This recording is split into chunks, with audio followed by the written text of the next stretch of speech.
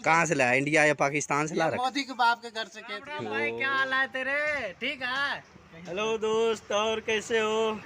हम आशा करते हैं आप लोग भी अच्छे होंगे, स्वस्थ ये होंगे। मैं ये हमारा आज तो भूख बहुत जोर से लग रहा है। चल रहे हैं, जा रहे, देख चल। भाई सेब क्या रेट दिया? सेब भाई 10,000 रुपए किलो है। 10,000 रुपये, इतना महंगा? इतने महंगा है भाई। अमानी के गार्डन से है। अमानी के गार्डन से है? आहो। इतना महंगा देगा यार? भाई यार ये ठीक सेब लगा है, ये देखा है 10,000 रुपए किलो पड़ेगा। इतना महंगा? हाँ भाई चल महंगा भाई तो 5,000 किलो लगा ले।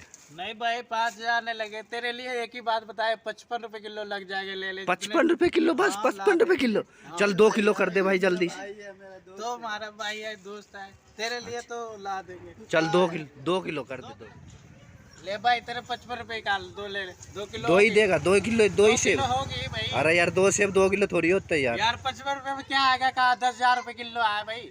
10,000 अभी तो यार तो बताया कि 55 रुपये किलो दूंगा। 55 रुपए जोरा ला देंगे तेरे जोरा? लिए। हाँ। बस यार बहुत महंगा यार, ठीक लगा ले यार। हाँ भाई इससे ठीक नहीं लगेगा। चल संतरा ये क्या रेट टमाटर ले देगा? ले। हैं? टमाटर ले ले।